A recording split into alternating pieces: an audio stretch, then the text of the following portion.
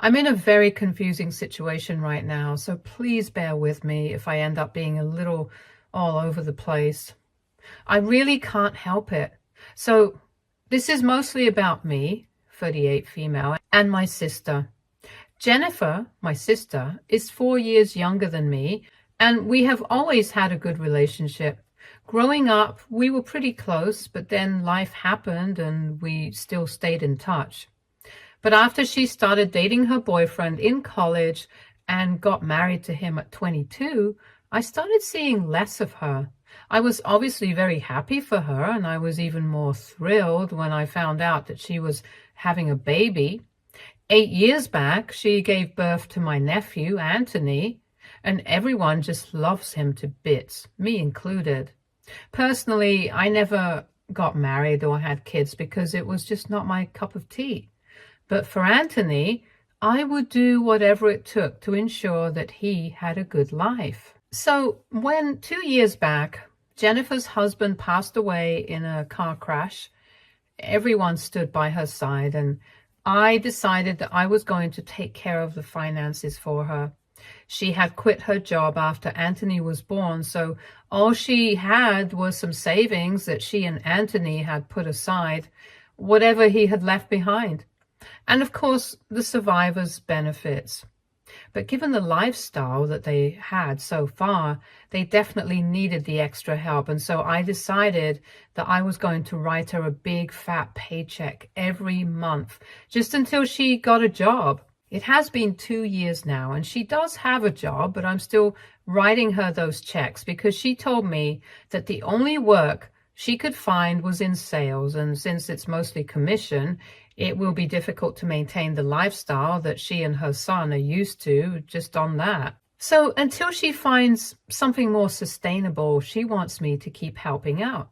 And I really don't have an issue with that. After all, they are my family, and if it's for Anthony, I don't really mind. So naturally, I had been sending paychecks to her every month as usual, and part of that was also supposed to be used to clear the tuition costs. I believe that it would be disrespectful to his father's memory to change schools, so I insisted that he continued to go to public school. And since I was paying for it, I didn't see anything wrong with it. Recently, though, I found out from Anthony that he had been kicked out of school and hadn't been going for the past couple of weeks because apparently Jennifer had missed out on paying his tuition for the past couple of months. And she had been issued several warnings and reminders, but hadn't paid heed to any, which is why the school authorities had to take that measure. I found out about it purely by accident when I was babysitting Anthony about a month ago. At the time, I hadn't been seeing much of him because every time I tried to visit Jennifer, she would delay it or postpone it somehow. She always seemed to be either too busy at work or seeing other friends. She always had some excuse ready. But then, one day, she herself asked me to come over and babysit Anthony because her usual babysitter hadn't shown up since she was sick and she couldn't cancel her plans for the evening. When I asked her about her plans, she didn't tell me anything. She just said that it was important because it had something to do with a client at work, and then she left as soon as I showed up at her doorstep. Her behavior had been totally bizarre recently, especially in the few months leading up to that incident. We would try and make it a point to meet each other every now and then, but since the beginning of this year, she had started behaving very strangely, and now we would only meet for dinner at our parents' place, but never otherwise. Even when we would meet each other, she would constantly act very jittery and weird and try to get back home as quickly as she could. So naturally, that had cut into the time that I spent with Anthony, and we were not seeing much of each other. I knew that he was not happy about it because he had already lost his father. He didn't want to lose his relationship with me as well, and would often text me from his mother's phone. And last month, when I showed up at his house to babysit him, he waited for his mother to leave, and then he started telling me everything that was going on. When he mentioned that just earlier that week he had been kicked out of school for the non-payment of tuition costs, and that his mother had given him strict instructions not to talk about it to anybody, I started to realize that something very fishy was going on. Anthony also told me a lot of other things, like his mother would hardly ever be at home, and for the past couple of months, he had probably spent more time with his babysitter than with anybody else. Things had come to a point where she even had a backup babysitter, and she would alternate between the two in case one was not available. But the one thing that she wouldn't do was cancel her plans, and more often than not, Anthony wouldn't even see her for more than a day, because she would come back after his bedtime and she would leave before he woke up the next day. I was shocked that all this was happening, and the more that Anthony talked about his mother, the more I realized that something was very off about the whole situation. The reason I hadn't found out about any of this was because every time Anthony would meet me, Jennifer would be right there with him. And his mom had told him not to speak to me about any of this. She had actually even intimidated him, and he had been scared to talk to me about any of this before. But then he got kicked out of school, and he felt like he had to talk to me about it because he was very upset about it, since he didn't want to let go of his friends and his teachers. He told me that he didn't even get the chance to say goodbye because one day, while he was preparing to go to school, his mother told him that there was no need to do so anymore because he had been kicked out and he was switching to public school.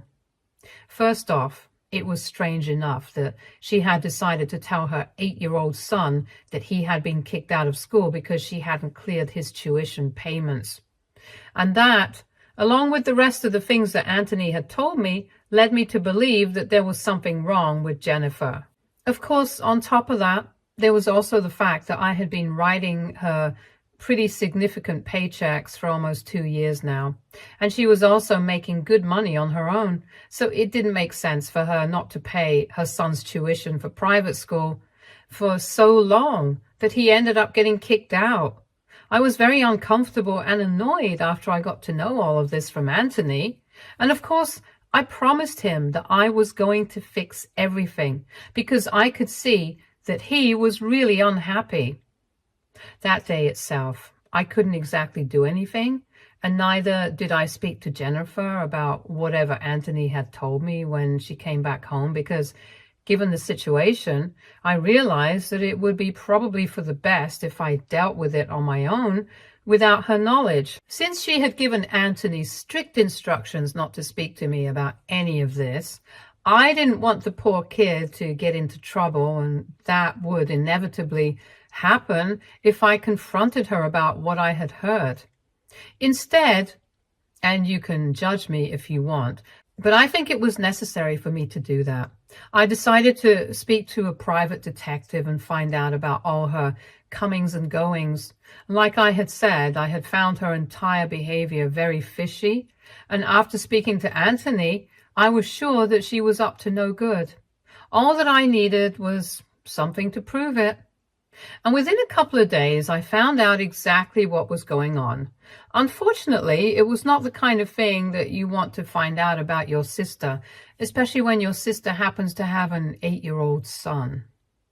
By speaking to the detective, we had figured out that she was definitely not going to her workplace anymore and had presumably quit her job. Instead, she would spend all her mornings at some motel and would come out in the evening. After that, she would go home for a couple of hours, usually just 2 or 3 hours, and then she would leave again so she could go to a club at night. The strange thing was, she wouldn't drink or anything at the club, and I can vouch for that because even when she came back home the night I had been babysitting, it was very obvious that she was still sober and was completely in her senses. It was all just really bizarre, and it took us a couple of more days to figure out who she was meeting. As it turns out, the same guy would leave the motel and the club exactly half an hour after she would leave. And it took the detective a while to pick up on that pattern. But when he did, he clicked some photos of him, got his name from the motel folks somehow, and we ran a background check. And unfortunately, as it turns out, that guy is a drug dealer. A hardcore one at that. Because from what I know, he has already been arrested twice before in the span of the past 5 years and is currently out on bail. There were some minor news clippings of him online, so it wasn't hard to find out about him. Of course, that means that he's not exactly a desirable person to be around, and it freaked me out that she had been hanging out with him so much, to the point where she was spending her entire day with him almost. I was also pretty sure that she was spending all the money on him, which is why she was running short and couldn't cover Anthony's tuition for the past few months. As soon as I found out about all of this, I decided that I was going to report her to CPS because even though she would come back home sober, there was no telling if that would still be the case in the next couple of months.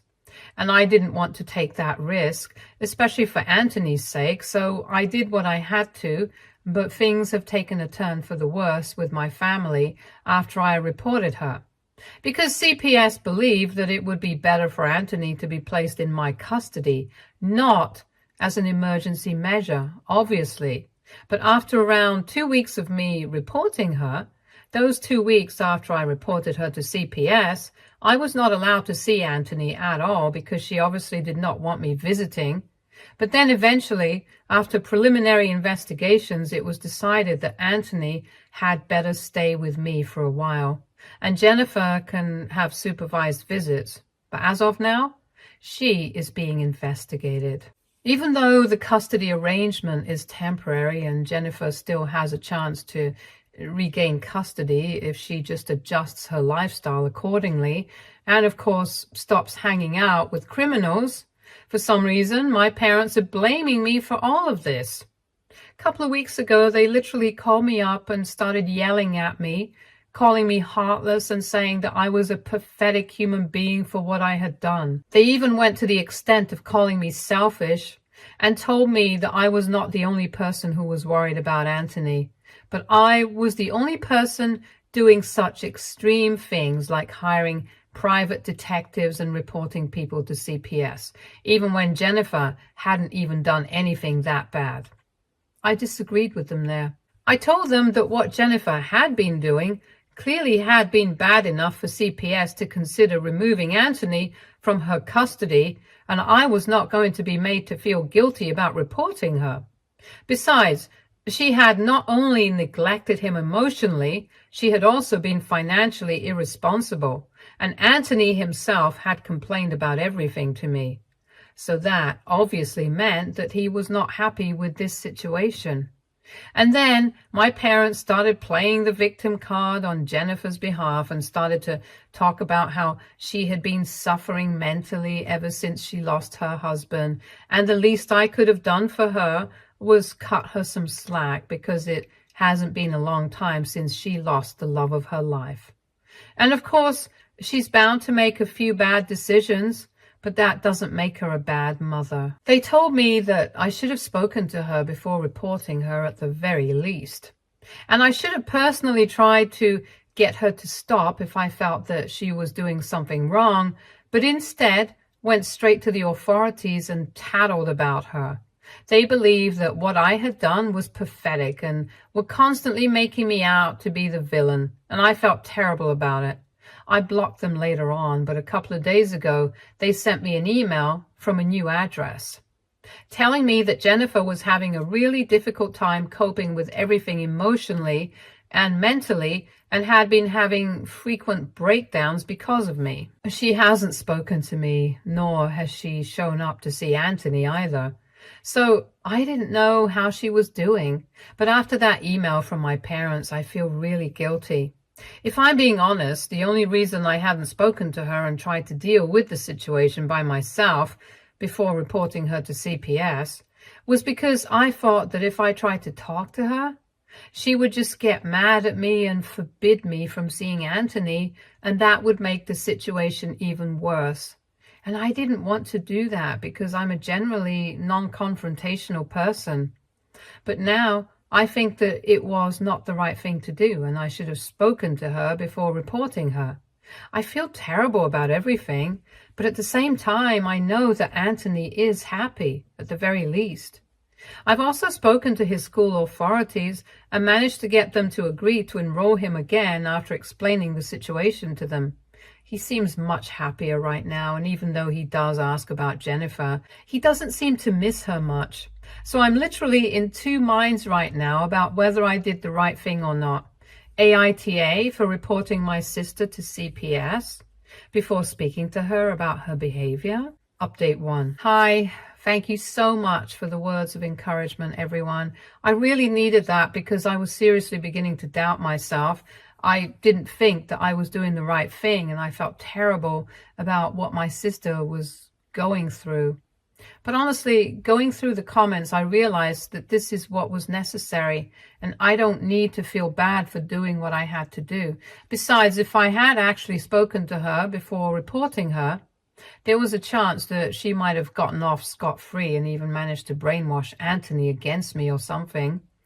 The odds were not in my favor because, of course, Anthony does not stay with me, so I don't need to regret what I did. And besides, if she has stayed sober throughout the relationship that she has had with this other guy, then she doesn't really need to worry, because if she behaves well, she's going to get custody of Anthony eventually again. The one thing that is going to remain a fact, though, is that she did end up neglecting Anthony, and that was the only reason all of this had to happen.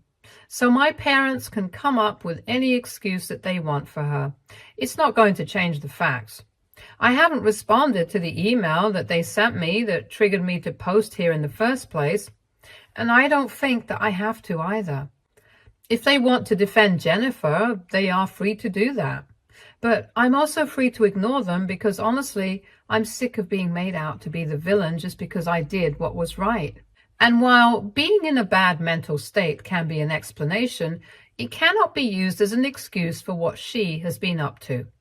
My brother-in-law was a good man, and I understand why she misses him, because obviously it's probably not easy for her to deal with the fact that she's lost the love of her life. But again, she cannot compromise her son's lifestyle because of this. At least not on my watch, and I'm going to make sure that she does not get custody of Anthony back again until she can completely cut herself out of this weird new world that she has been caught up in. As her sister, I feel bad for her, but as somebody who cares about Anthony, I could not have continued to let this happen. And if my parents don't understand that, then that's on them and not on me. Anyway, keeping that aside, I have kept in touch with the caseworker and the officer in charge, and they have kept me in the loop about the entire situation. After finding out everything that I have, I think I'm even more glad that I made the decision that I did, because apparently, even though she herself had been sober all along, she had been in the company of people who would definitely not be sober under any circumstances. The club that she frequently visited, I already knew that it was kind of a shady place from its appearance, but I had no idea most of the shady activities in this town take place there. And the group of people that she and her boyfriend used to hang out with frequently at that club were all into powdering their nose, if you know what I mean. And that's not all. There was also the intravenous stuff, and I don't want to get into the details, but you get the picture. She herself might have been clean, but that's not ideal company for anyone, let alone my sister, who's the mom of an 8-year-old. So naturally, she's going to have to extricate herself completely from that world. But so far, she has shown no interest in doing that. She has consistently been visiting her boyfriend, who has been placed in judicial custody and is awaiting trial because, unsurprisingly, he had been caught in possession just a few days after I reported Jennifer to CPS during a raid at his house. It's shocking that she has kept in touch with him, but hasn't bothered to show up at my house to meet her own son. I can't even recognize this person anymore, and it's crazy that my parents are actually going out of their way to defend her, knowing what she's up to. On top of that, by keeping in touch with this guy, she's reducing her own chances of getting custody of Anthony back again. Because it just goes to show that she values her boyfriend more than her own son. That's not a good look for anybody in the position that she is in right now. And I don't understand how she is ready to sacrifice everything just for this one guy. Needless to say, I have been pretty frustrated and confused for the past couple of weeks, and it's not getting any better. But talking about it here helps because I can't exactly talk about this to anybody else at the moment. It feels too personal, and I just can't bring myself to discuss it with my friends. So thanks for hearing me out, you guys. Update 2. So it's 1 week to go before our first permanent custody hearing, and finally Jennifer decided that she was going to visit Anthony. Honestly, at this point, it doesn't seem like it's going to help because almost a month ago, Anthony had been removed from her custody, and since then, she has spent most of her time visiting her boyfriend in prison, but couldn't find time to spare for her own son. By now, even I had given up any expectations that I had had from her in the beginning, that she might turn out to be a good person eventually, but it's very obvious that Jennifer, whom I used to know and love, is far gone. Anyway, she showed up yesterday in the evening, and since it was supposed to be a supervised visit, I was there. Just for good measure, I decided to ask our CPS caseworker to be present there as well, so she could be there to watch Jennifer interact with Anthony or whatever, because if it came down to it, I did not want it to be just my testimony against her in court. Another reason that I wanted a third person there was because I believed that if it was just me, and then she would definitely find a way to start fighting with me, and I did not want that to be happening in front of Anthony. I will also be aware of the fact that in front of the CPS caseworker, Jennifer would have the common sense not to pick a fight with me. So when she finally showed up, she seemed a little taken aback to see the caseworker present there as well, but didn't say anything about it. Anthony was obviously thrilled to see his mother after so long, and they had a lot to talk about, and it was actually kind of heartwarming to see them together. But then I remembered that she hadn't been here to see him for almost a month because she was too busy with her boyfriend, and that made me upset once again. It sucked that she was choosing her boyfriend over her own son, but I couldn't do anything about it. Anyway, she was here for about 2 hours, and throughout, she just ignored my existence as well as the caseworkers and just played with Anthony. Even when she was leaving, she didn't even look at us, and I'm glad that she didn't because I wouldn't have known what to say to her if she did. I don't even think we have anything left to say to each other anymore. But I'm glad that she did get some time with Anthony before the trial begins and everything gets even uglier. Update 3. Hey everyone. I haven't been able to post lately because I've been very busy with work and the trial and stuff. My last update was about 2 months back, and we are still attending hearings, and since my sister is desperate to keep Anthony with her, but most people don't think that it's a very good idea.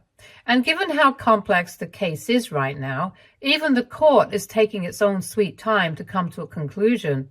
But hopefully, in the next few weeks, we'll be able to figure out a solution that works for everyone. So far, Jennifer and her lawyer have done everything in their power to prove that she's not a bad parent.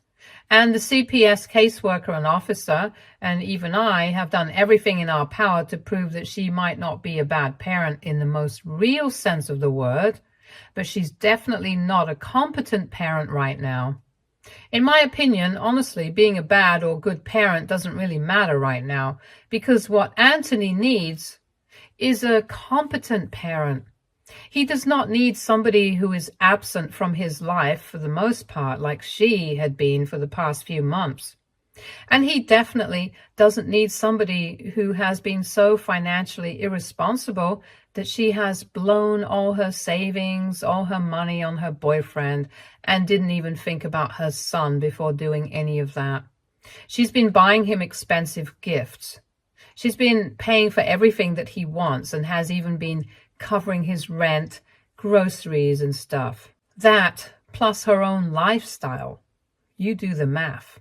It's not surprising that she didn't have enough money left to cover her son's tuition costs anymore. And as far as I'm concerned, I don't think it was a priority for her either. Apart from that, we don't exactly have any proof that she had been involved in the same kind of activities that her boyfriend and his group of friends have been accused of, if you know what I mean. But on the contrary, we don't have any proof that she hadn't been involved in those things either. So that's kind of a gray area right now, and since it's been a while that she has visited that club, it's pointless to have any blood tests conducted because she's obviously going to be clean. Thankfully, though, the motel staff have confirmed that they were regulars at that place for quite a few months, and every time that they would leave several empty packs of cigarettes and at least 2 to 3 empty bottles of wine behind. And from the brands, it was obvious that these things were not your typical easy-to-get stuff. They were expensive and good. That's definitely not a good sign, especially when your son's tuition payments haven't been cleared. In spite of all this, she has been doing her best to get custody and dragging everything out, but she hasn't stopped seeing her boyfriend, who is also under trial right now. It's just sad because she's screwing everything up for herself, and the most that she can do right now is delay the inevitable.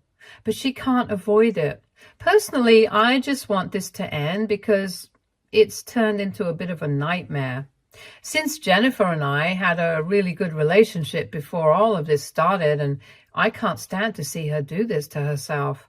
I don't take any joy in watching her downfall or whatever. I just want this to be wrapped up quickly so I can try and give Anthony a normal life somehow, because that's what this has been since the beginning. So that's all that I'm hoping for right now. Update 4.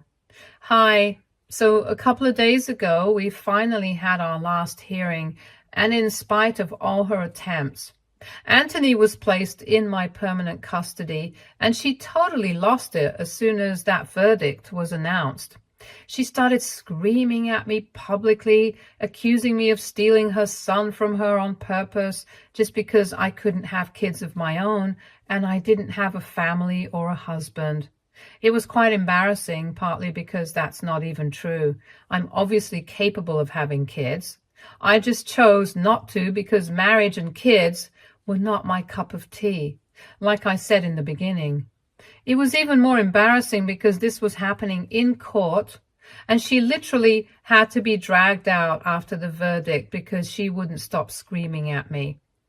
I don't understand why she was so upset with me, especially considering the fact that she had brought this onto herself. Besides, she will still continue to have supervised visitation rights just like before. Now it's on her that she didn't utilize them before, and she did not change her way even after she was told repeatedly that the court was not going to look kindly upon the fact that she was still seeing her boyfriend. Her boyfriend, who has been convicted on all the charges against him just a week ago, by the way, this is his third offense, so it's obvious that she should have stopped seeing him a long time ago and should have fixed her behavior, but she didn't. So I really don't understand how I am the one to blame for any of this. But anyway, I know that she just wanted a scapegoat so she could continue to run away from her problems and pretend that she was totally innocent and I was the villain. So be it. I don't really care anymore. All I know for a fact is that Anthony is going to be well taken care of now. And I really hope that someday in the future, she realizes her mistakes and tries to fix her behavior, because I wouldn't want her to lose her only son or for Anthony to lose his mother. I do want them to have a relationship, but for now, I think it's best that they stay apart. Anyway, he seems pretty happy with me, so I'm going to try to keep that up. I'm probably not going to be posting here as often anymore because I'm going to try and strike the right balance between raising Anthony and the life that I've been used to so far. It's going to be different, but again, I have to do what I have to do. I love the kid and I hope I can do right by him. Stay tuned for more stories from Argo Relationships.